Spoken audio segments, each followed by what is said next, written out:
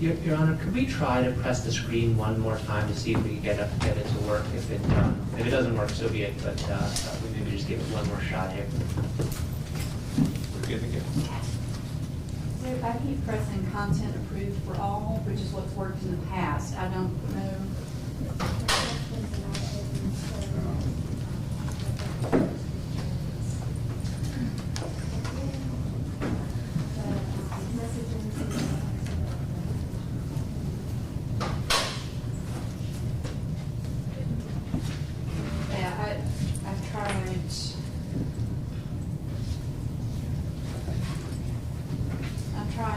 Table sources and none of them are working. Okay, it's no big deal. Let me try one thing.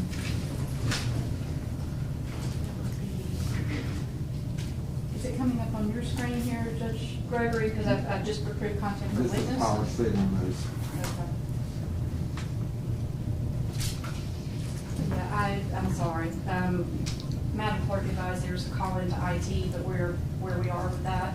No big deal. Are all of your remaining questions for Ms. Brewer related to the forms?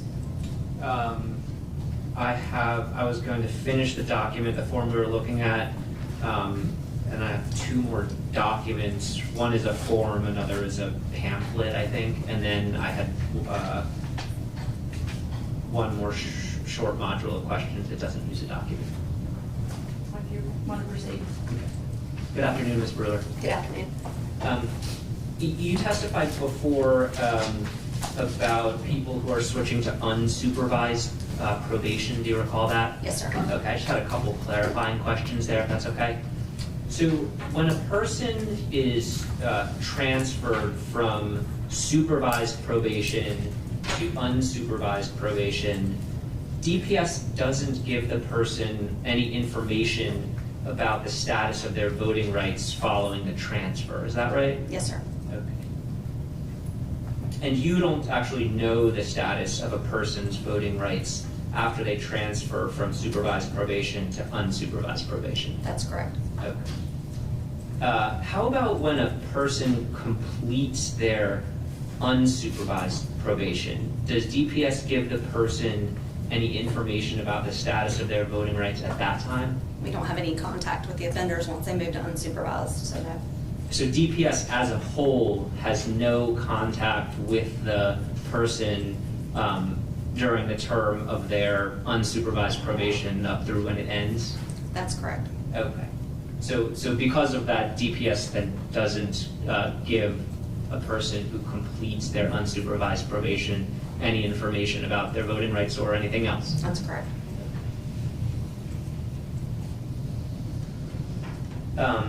We were looking before the lunch break at State Board Defendants Exhibit 31. Can I ask you to turn back to that document? Okay.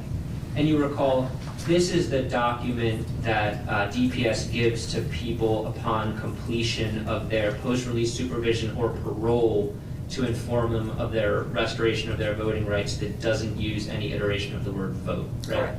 Okay.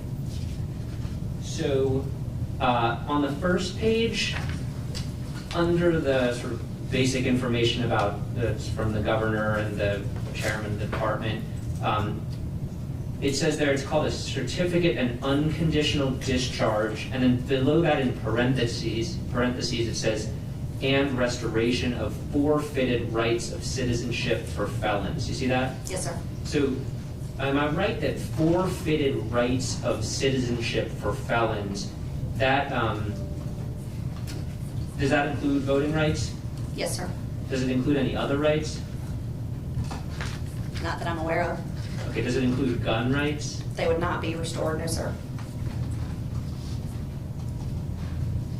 So my question, I think, is a little different. I'm not asking which ones are restored. I'm asking what are the forfeited rights? The forfeited rights of citizenship for felons would include voting rights. Would it also include, would the forfeited rights Yes. also include gun rights? Yes, sir. Okay, does forfeited rights of citizenship for felons include anything other than voting rights and gun rights? Not that I'm aware of. Okay. If there were any other forfeited rights of citizenship for felons, do you think you'd be aware of it based on your leadership position in the department? Yes, sir. Yeah. Okay. So okay. Okay.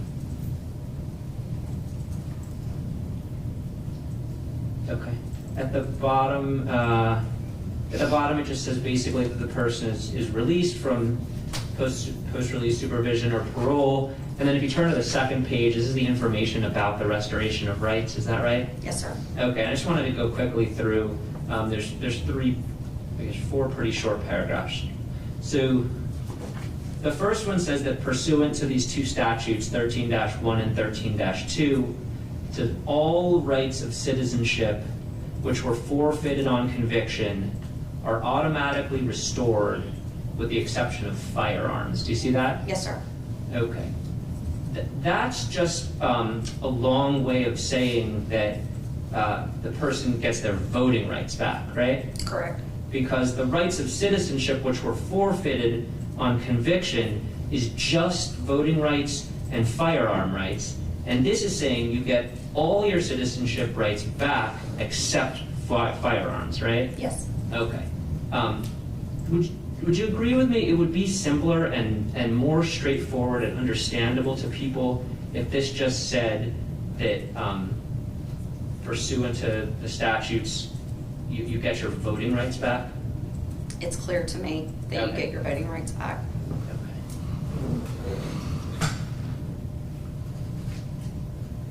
And then the next paragraph says, under a different statute, convicted felons in North Carolina can't purchase or own or possess a gun or other weapon of destruction. You see that? Yes, sir. Okay, and that's a reference to the exception for firearms from the prior paragraph, right? Yes, sir. So the first paragraph is saying you get all your citizenship rights back except gun rights, and the second paragraph is saying you don't get your gun rights back, right? Correct. Okay, let's go to the third paragraph at the bottom right now. That one says, pursuant to those same two statutes, 13.1 and 13.2, all rights of citizenship which the person forfeited on conviction are by law automatically restored. You see that? Yes. Okay, and again, we discussed the forfeited rights of citizenship were voting rights and gun rights, right? Yes. So this is telling the person that their voting rights and gun rights are both automatically restored, right? It does not to me. No. It doesn't say that to you? It says that, but there's the prior statement about the exception of firearms. Okay, so I just want to focus on this one. This sentence says, all rights of citizenship which the person forfeited on conviction are by law automatically restored. You agree with me that all rights of citizenship which a person forfeits is voting rights and gun rights, correct? Yes, sir. Okay. And this is saying, these words say in this paragraph, all of those rights are by law automatically restored, right? Yes. Okay. It doesn't say except gun rights or except firearms there, does it? Not there. Okay. It should, shouldn't it? To be accurate? I don't have an opinion on that because this is not our form. This is not a DPS, DCC form.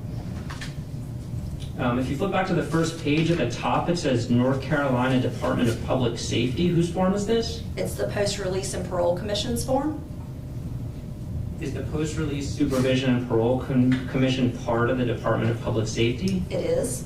Okay, it's just different than your part. Correct. It's a different section. So you're saying that if this form is misleading or has a mistake on it, it's not your form, it's the commission's form? Objection, mischaracterizes testimony.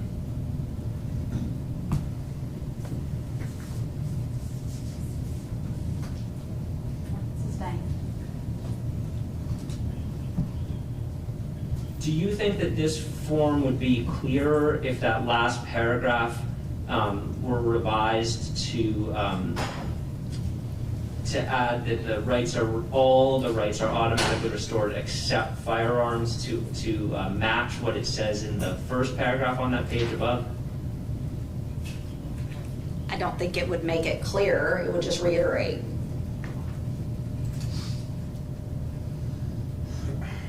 do you think a person receiving this when they come off post-release supervision or parole could be confused by the first paragraph that says, all your rights of citizenship forfeited are automatically restored except firearms, and the last paragraph, which says all your rights of citizenship which were forfeited are automatically restored, period?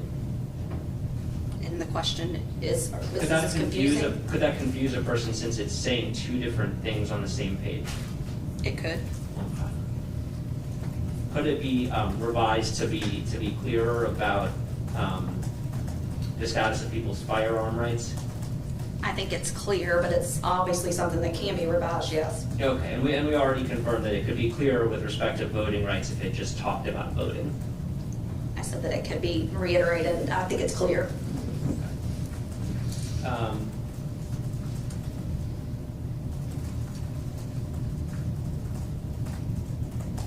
Okay, we can move on from that. If you could flip to State Board Defendants Exhibit 32.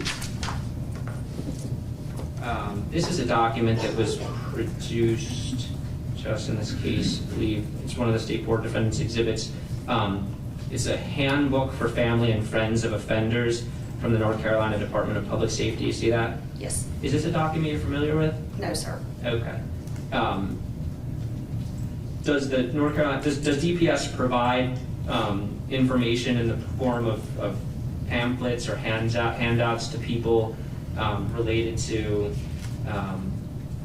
just providing useful information for them and their families when they're either going on or coming off of supervision? Does DPS provide information to friends and family in a brochure? No, sir. It would be verbal communication with the family. Okay.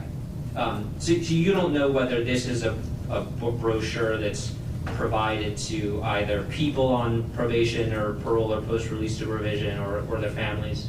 This is a Division of Prisons document, and it's not part of our section, so I wouldn't know if it's given to them or not. Okay. I just have a couple quick questions then. Can you flip to what's labeled page 30, well, first, let's flip to page 3 of 43. You see the table of contents there? Yes. Okay, and it's got, I counted, it's got 20 topics there. You see those? Yes. Okay, and you can just look really quickly if you want. None of them says anything about voting, right? Your Honor, I'd like to place a foundation objection. This was not brought up before in the trial, and she's never seen the document before. Sustained.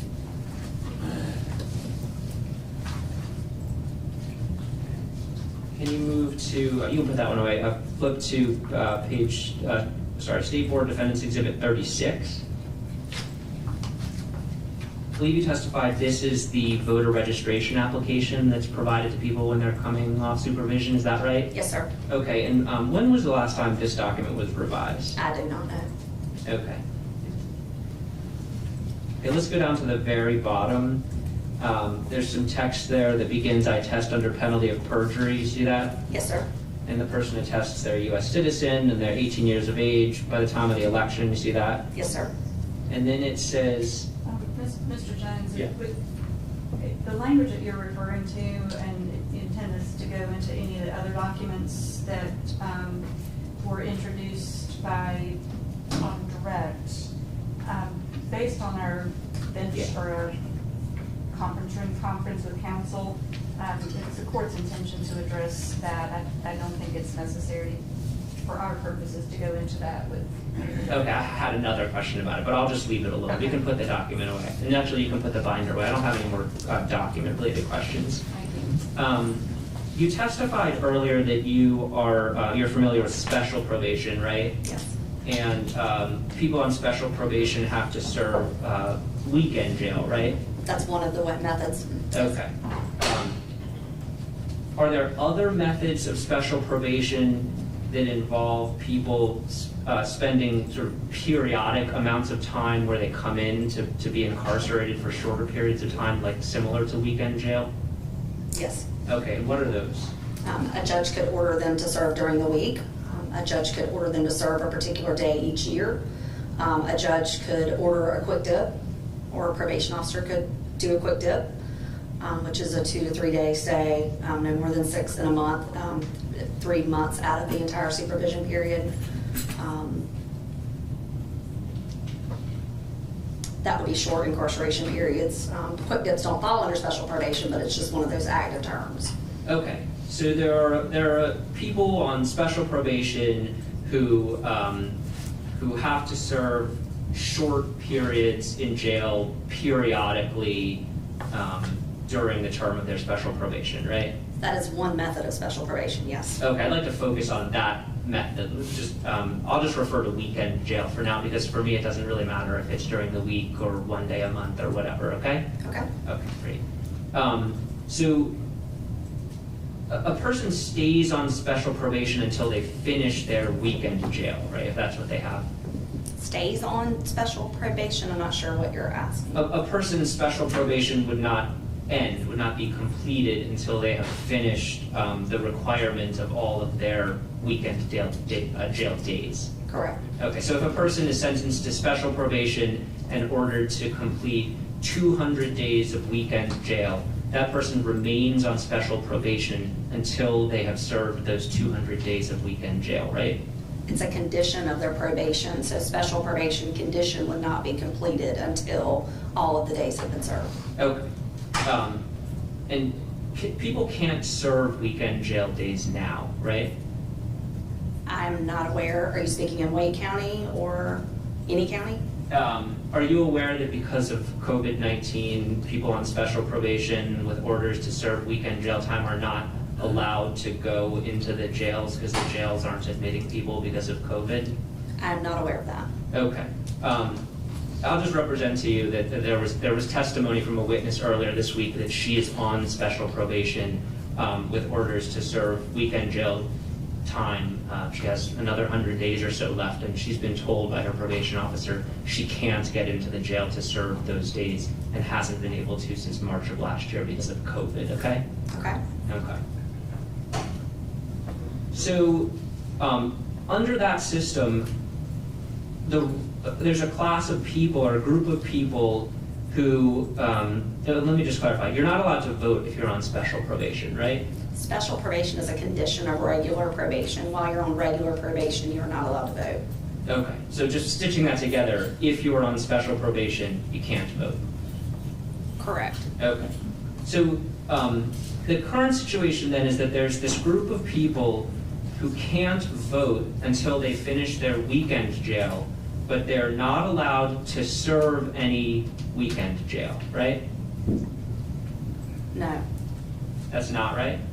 No. Your Honor, I place an objection simply that I think we all know where he's headed with this, and it's to a specific individual plaintiff, and I'm not really sure that's within the purview of this trial. I don't believe this witness can testify as to what county jails are able to do and not do, and that's, you have 100 counties and 100 sheriffs, and policies may be different, so I would agree, yeah, the objection sustained. Okay, no more questions. Correct. Yes, Your Honor, thank you. Deputy Director, you were asked a lot of questions about the specific language regarding voting rights in the various forms that are provided to those on community supervision by the plaintiffs, I'm correct? sorry. Yes, sir. I apologize, Mr. Thank you, Judge Dunlop. Mr. Rodriguez, did you have any cross? I neglected to ask you earlier. I do not, Your Honor. Okay, I apologize, Mr. Steve. You might start all over there with your redirect. No problem. Thank you, Your Honor. Thank you. Thank you. Plaintiffs just asked you a series of questions about the forms and specific language on the forms or the informational documents that are given to people on community supervision, Yes, correct? Is DPS, are they permitted to make changes to that specific language? Yes, sir. Okay. If someone were to suggest new language or bring to your attention that it may not be very clear on those forms, would DPS consider those suggestions? Absolutely. Okay. Is there anything in the specific restoration law, the law that automatically restores the right to vote to those who have completed community supervision, that would prevent DPS from making any of those changes.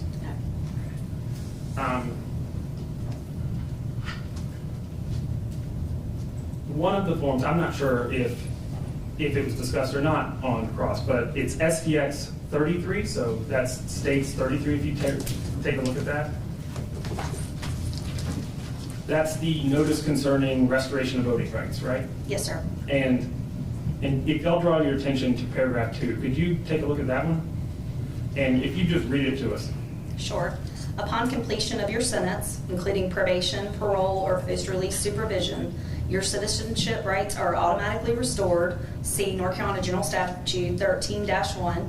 You are now eligible to vote in North Carolina if you re-register to vote or register for the first time in your current county of residence.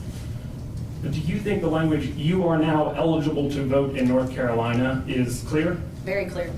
And just to be clear, this particular document, 33, is provided to everyone at the end of community supervision? Yes, sir. Except for those who are on unsupervised? Correct. Okay.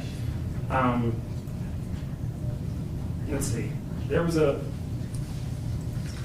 brief discussion about forfeited rights.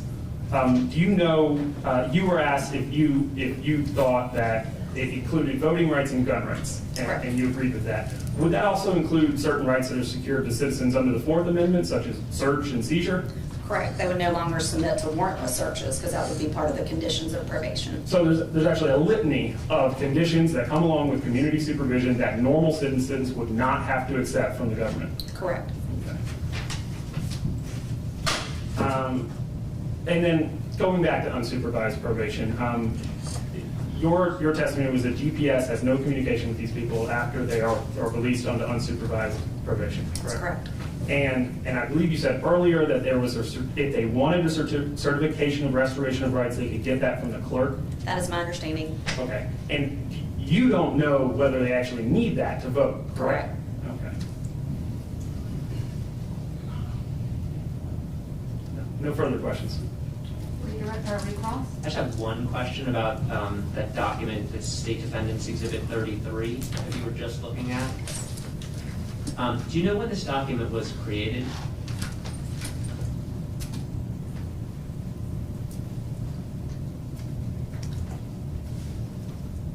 I believe it was 2017. No more questions.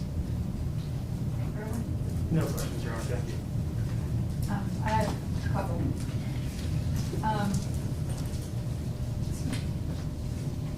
Brewer, the DPS has no further contact with probationers if they are transferred to unsupervised probation. Yes, ma'am. So if there's a transfer to unsupervised probation for DPS, is that considered a discharge? Yes. So the person could remain on probation, but they're discharged for your purposes? In our system, they'd be marked as unsupervised, but we do not go back once they reach their term date to close them out as successful completion. Do you know whether that's considered an unconditional discharge? The unconditional discharge language is used with post-release and parole cases. I'm not sure in statute if that pertains to probation or not. We do not use that terminology for probation.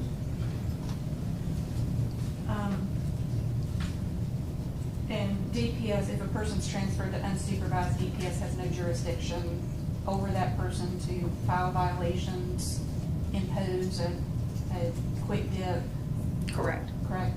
We could notify the DA's office if we were advised of any type of violation, but we have no jurisdiction once they're moved to unsupervised. And you answered some questions Mr. Steve posed about modification of the documents.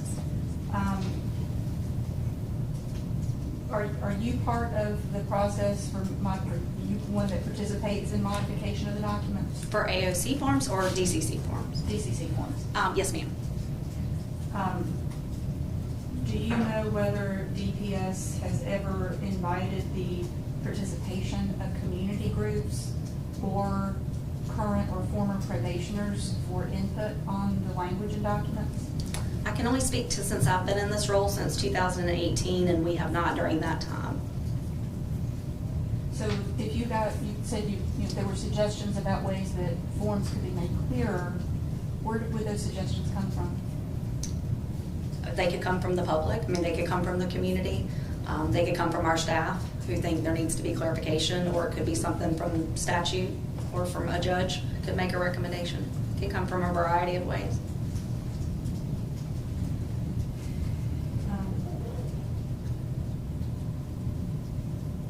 So is,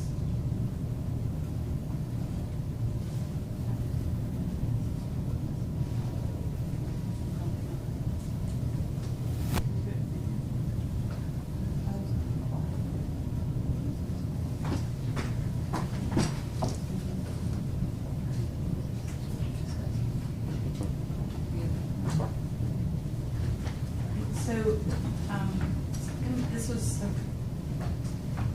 I'd asked for some of the plaintiff's witnesses to remain, and my questions actually would be to those folks now. So, I believe it was Mr. Locklear, Reverend Spearman, Mr. Gaddy, Mr. Purdy. I think that was everyone. I'll start with you, Mr. Gaddy. And actually, gentlemen, if you could, Mr. Purdy, could you come up on the front row with these other folks, please? And you can remain seated, sir, so I'm just going to pose the questions.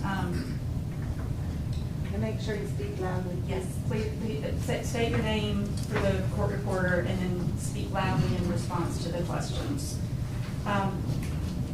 In working with the folks that have been disenfranchised as a result of a felony conviction, or in some of your cases, having been a disenfranchised individual as a result of a felony conviction,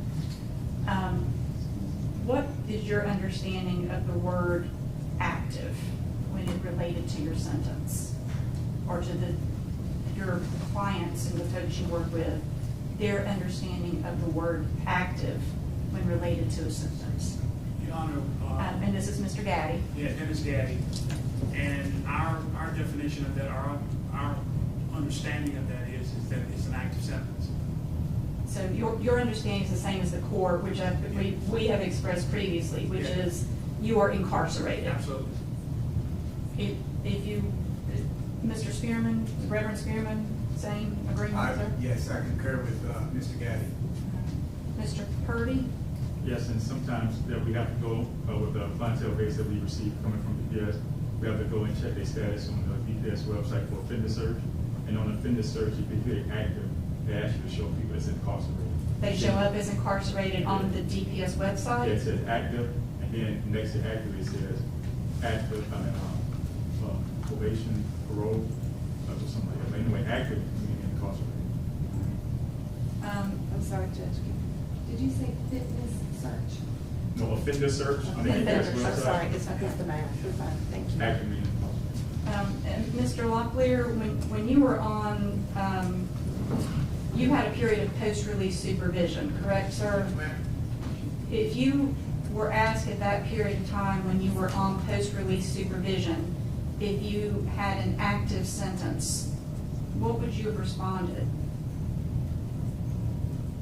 And if someone asked you to describe what your sentence was, when you went to court, you were convicted or pled guilty, what did you get as a result of that?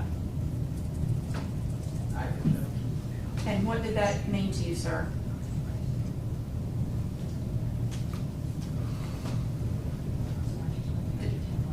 Did that mean you went to prison, right? Yes, ma'am. Yes, ma'am. And when you were released from prison and you were on post-release supervision, did you think you were still serving an active sentence? No, ma'am. So if someone had asked you if you were in active felony, if you were in active felony status during the time you were on post-release, what would you have said? Would you say, I've served my time? Yes, ma'am. Yes, ma'am. Serve the time. Yes, ma'am. Sir.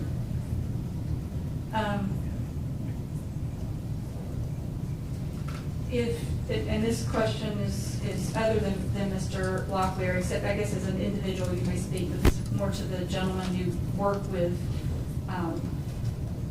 populations of disenfranchised folks. Your Honor, if I could I also move Ms. Kyle down? Yes, I'm sorry, I didn't realize you, ma'am, if you want to scoot over, did you have anything you wanted to add to those questions, or were your answers consistent? No, I concur with them, same thing. Okay.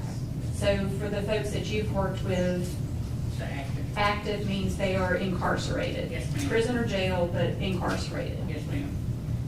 Your Honor, before we move on to a different question, could I be heard on this just briefly? We just pulled up the Department of Public Safety website, the Offender Public Information Database that Mr. Purdy referred to, and it identifies the offender status options as active inmate, active probationer / parolee, or inactive. I was actually about to raise the same issue, Your Honor, that Ms. Norman's, who we all know is on special probation, hers lists her as active currently. So DPS's website reflects those statuses. But in terms of the public and the folks that are actually on probation, that's not your understanding. When I say your, I mean the folks that you work with, that you speak to on a regular basis. If they're out of jail, out of prison, they don't think they're active, correct? That's correct. Okay.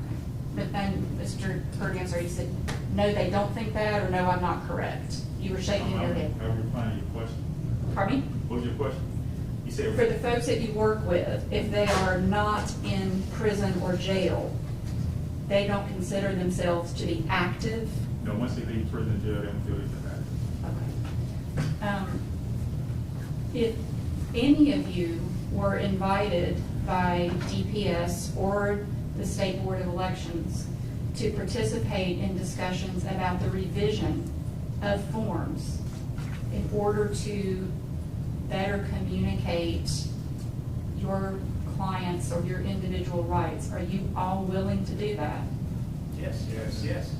Have you ever been invited to do that? No. And as a representative of your agency, have any of your agencies ever been invited to participate in the revision? The closest we've come to that is to all sit at the State Reentry Council collaborative table that the government's put together. Okay. That we've had some questions about languaging, but we haven't had any intentional conversations about changing the language of those kinds of things. You make recommendations. Yeah. Make recommendations, but it's up to DPS whether those recommendations are. Okay, so Mr. Purdy, you said that recommendations were made, that it was up to DPS whether to accept the recommendations? They take the recommendation from the different councils and take it back, and then it's up to them what they want to implement. Okay, so the different councils make recommendations, those are taken back to DPS, and DPS makes a decision whether to accept or reject the recommendations. Is that your understanding? And Ms. Brewer, is that your understanding? I would say, in reference to what Mr. Gaddy said about the State Reentry Collaborative, there's different committees where we do have community partners. I mean, Ms. Powell and Mr. Gaddy I'm very familiar with, and what they do make recommendations for changes. I think the question, if I misunderstood, I apologize, have we ever had recommendations for language and form specifically? No, but we have like offender language. We are trying to, well, we don't use the term inmate and those type of things. We're trying to understand for our staff that you're penalizing the offender even further. We're trying to change that culture of language, and they have been involved in that process. And obviously there's a foundation there that we could continue that conversation for issues such as this. And also around the language, not the language, but the issue of the work release program, how that can be expanded, and how what recommendations we would have to expand that in certain incidences. So, but yeah, we've talked about helping, but not to the level of what she said, the performance level. But it wouldn't be, I mean, that would be a great place to build that from. And do any of your agencies ever encounter folks who are on unsupervised probation or who have been transferred to unsupervised probation? Yes, rarely, but we have it. Okay, so Mr. Gaddy, you said rarely, but you do have it? Yes. Ms. Powell, you have encountered those folks? Yes, ma'am. Reverend Spearman, Yes. same with you? Mr. Purdy? Yes. Okay. Do you have anything you want to follow up on? Okay. I'd like to address what I said about the forms. Okay. Are you okay with that? That's fine. Okay. I'd like to address what we discussed about the forms. Okay.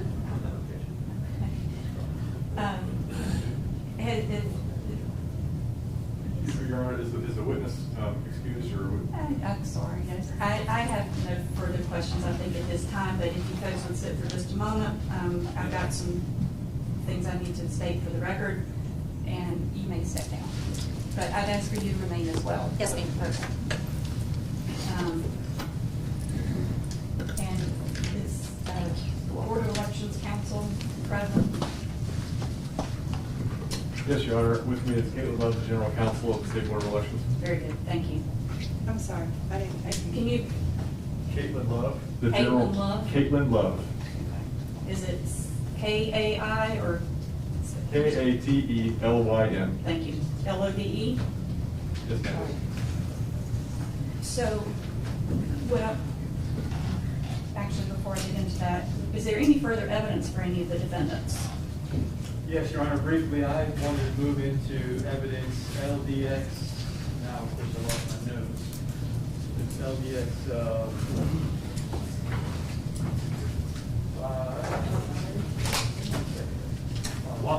Your Honor, sorry. Has the state board rested, or you have no While he's exhibits to? looking, we have no further witnesses, but I would like to move in the forms that we just all discussed. All right, let me start with, sorry, Mr. Rodriguez, let me start with the state board's exhibits. Let me see, it is state or SDX 28, 31, 33, 30, and 29. And while we discussed 36, that already came in on Monday, I believe. So 28, 31, 33, 30, 29. Yes. Any objection to any of those, Mr. Jones? No objection. All right, all of those states, the board's exhibits 28, 29, 30, 31, and 33 are admitted. Mr., is that the evidence for the state board? No, Your Honor. Additional exhibits to enter at the end of our, the close of our case in chief. These are state defendant exhibits 1 through 17. Okay.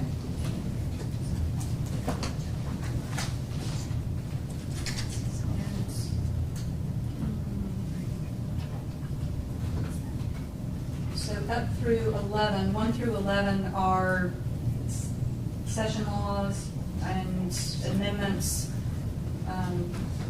2 session laws, 12 and 13, 14, 15, and 16 are all media articles, and 17 National Conference of State Legislators, I guess state legislators on felon voting rights.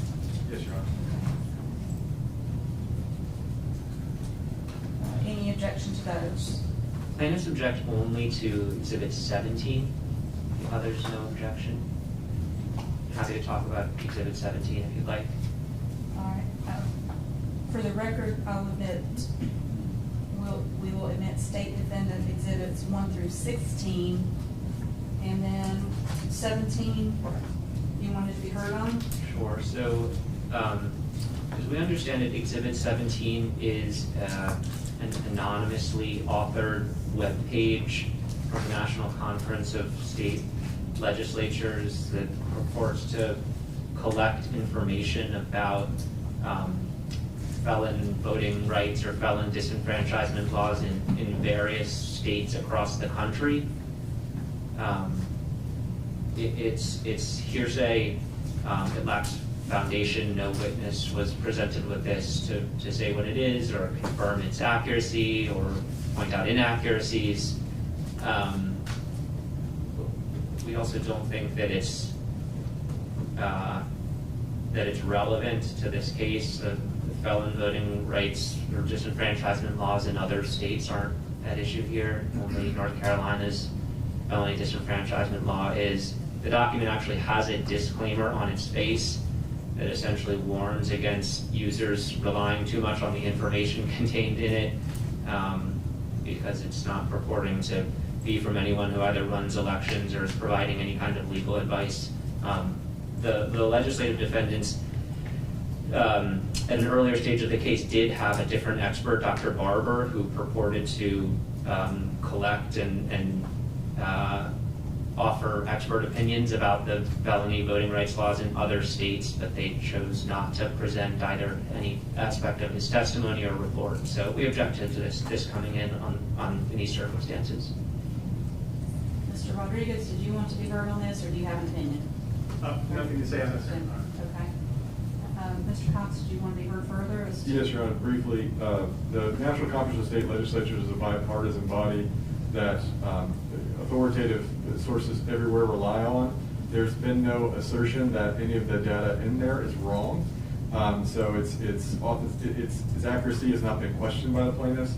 What the National Conference of State Legislatures does in these statutory compilations is just that, compiles what the 50 state statutes do to inform the public and legislators and others, often cited in media articles, about what are the various state laws addressing a particular issue. We certainly think it's relevant for the court's consideration in reviewing whether there are valid policy justifications for a law that's been challenged when there are many other states who have gone down the same policy route.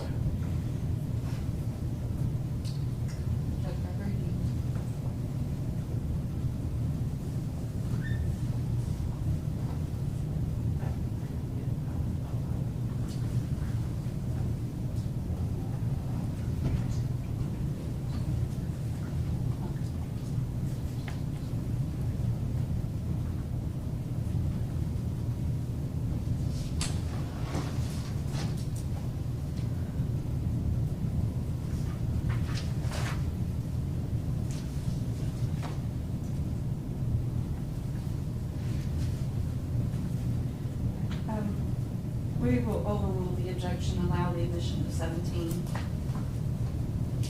And does that conclude all of the state defendants' evidence? Yes, Your Honor, we rest our case. All right, and Mr. Rodriguez for the legislative defendants? Yes, Your Honor. Two of these I've spoken about with plaintiff's counsel. That would be LDX 5, which is the 1973 session law, and LDX 13, which is Dr. Callahan's report, which the court, in its order a couple weeks ago, indicated I could offer into evidence.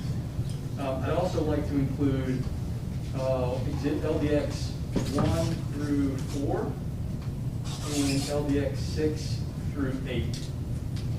And those are all legislative history documents, statutes, versions of the statutes, the relevant statutes, and a couple of news articles about the passage of those statutes.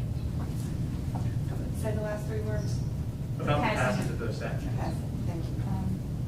So that was 1 through 4, actually 1 through 8 1 and through 8. 13. Yes, ma'am. All right. Plaintiffs. Yeah, I separated out 5 of them. I don't know why I did that, but yeah. 1, 2, 3, 4, 5, 6, 7, 8, 13. Separate. All right. Plaintiffs have a position? Plaintiffs have no objection to any of those exhibits, but we would, the parties previously stipulated, and I think the court's order on the motion to substitute a new expert actually indicated that both Dr. Callahan's report and deposition transcript could be admitted into evidence, and so we would like to admit Dr. Callahan's deposition transcript in full into evidence as Plaintiff's Exhibit 177, and we'll just have to have copies printed and delivered to you, and also sent electronically. Any objection to the deposition coming in? No, in light of the court's order, I don't know that I would have any grounds to object to that. So legislative defendants exhibits 1 through 8 and 13 are admitted, and what will be marked as plaintiffs 177 is admitted. Anything further for the legislative defendants? No, Your Honor.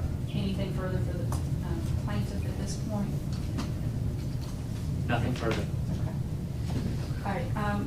We are at 2:25. I want to put some information on the record, which we have discussed in chambers, and then we will discuss proceeding with closing arguments. What was discussed in chambers is, as the evidence was being, or the testimony was being offered yesterday through the State Board of Elections, I noticed and brought to my colleagues' attention the repeated use of the word or the qualifier extended or extension. And referring to exhibit number 34, it's the State Board's exhibit 34. The memo reference is dated September 23rd, 2020, referencing restoration of voting rights of certain individuals on extended probation. And again, that word extended appears in that document, as well as the notice of restoration of voting rights to certain individuals on extended probation, which is page 3. It appears also in plaintiff or State Board exhibit 35, 36, 37, 38,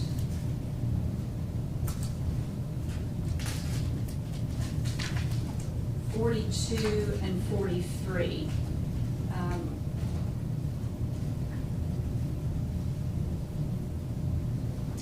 As well as 40, and it may appear in 39. We took the opportunity to review the preliminary injunction order that was entered last fall, as well as the summary judgment order that was entered.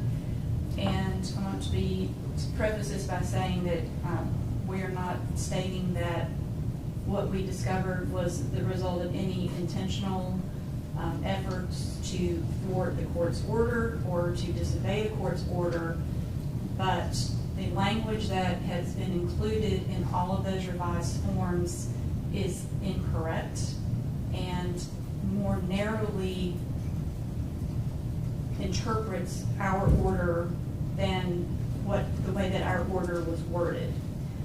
Our summary judgment order, as well as our preliminary injunction order pertaining to the group of individuals who we granted summary judgment for, the wording of that preliminary injunction applies to all individuals on any term of probation for which they are only responsible for general terms and conditions of probation and monetary conditions.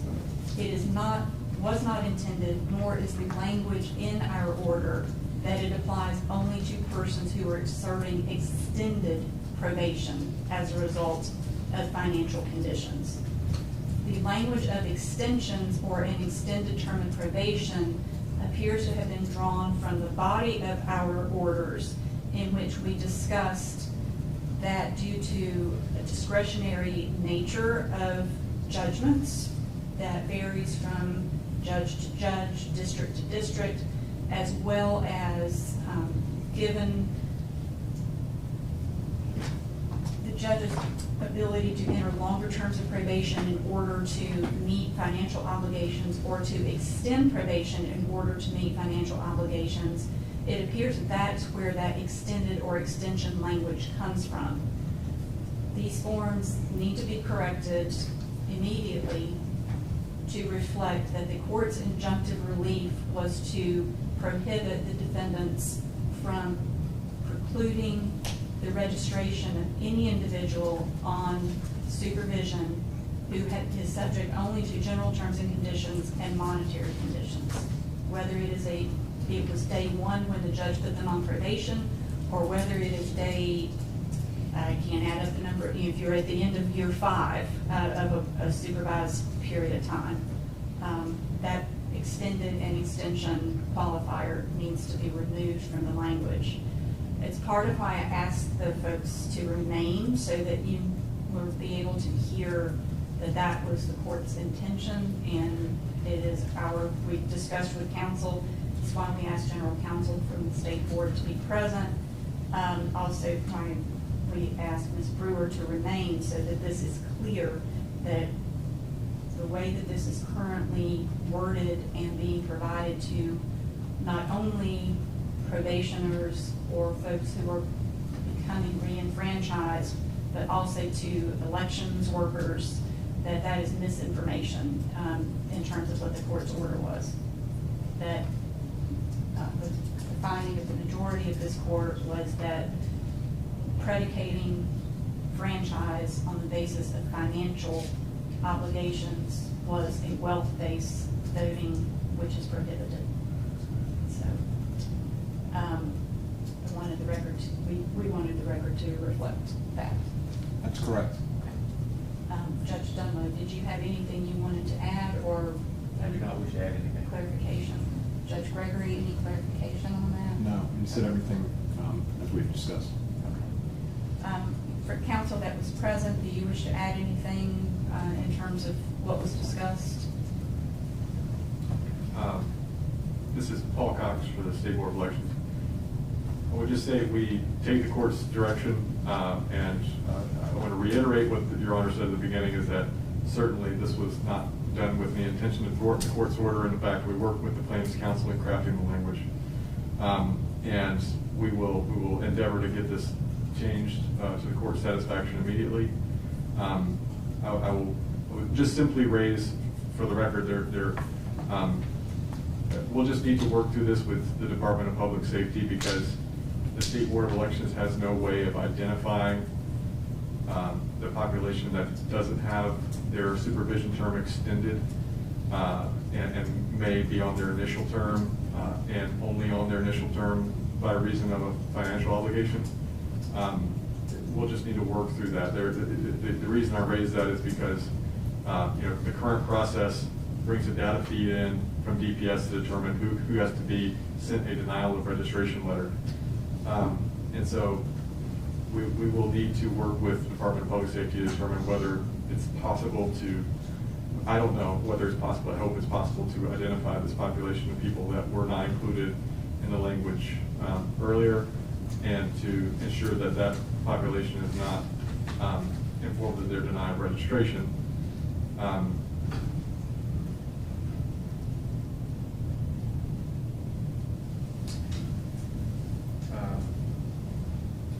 guess that's all I have to add. I guess the only other thing would be, just to put on the record that in crafting language, the State Board is always very sensitive to making sure that its language is not confusing to a voter and does not lead a voter to do something that may be illegal. So, a lot of care and effort went into ensuring that, and we will make this change and assist them with the court's order. Thank you. Great. Thank you, Mr. Thomas. We just have 1 minute.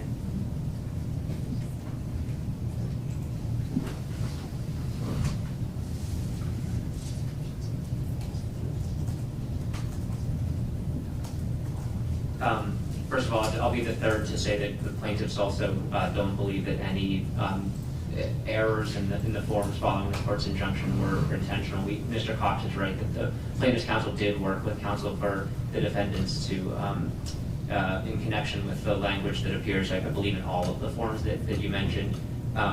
So just wanted to put that out there.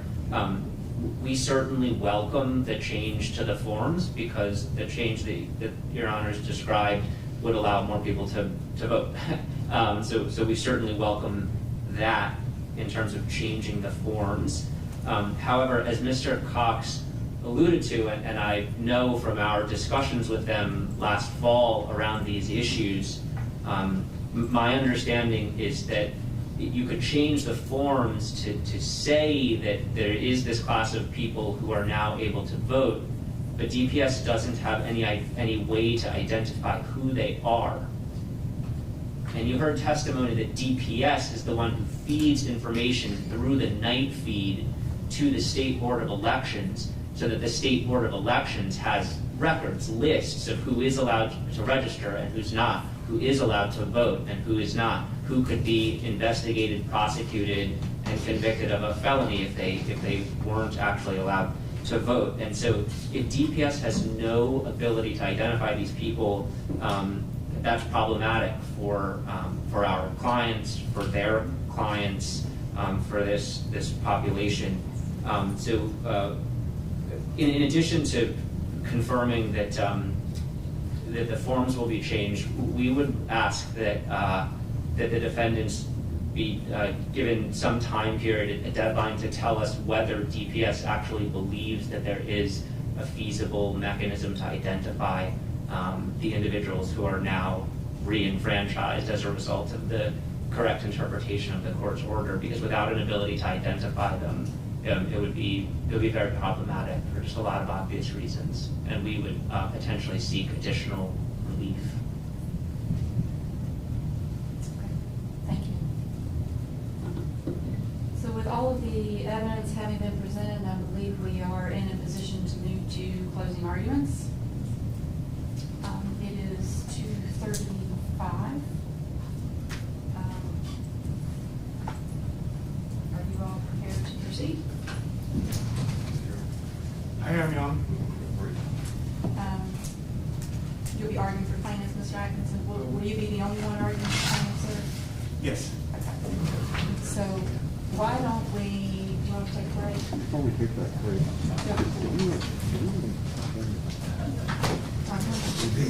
because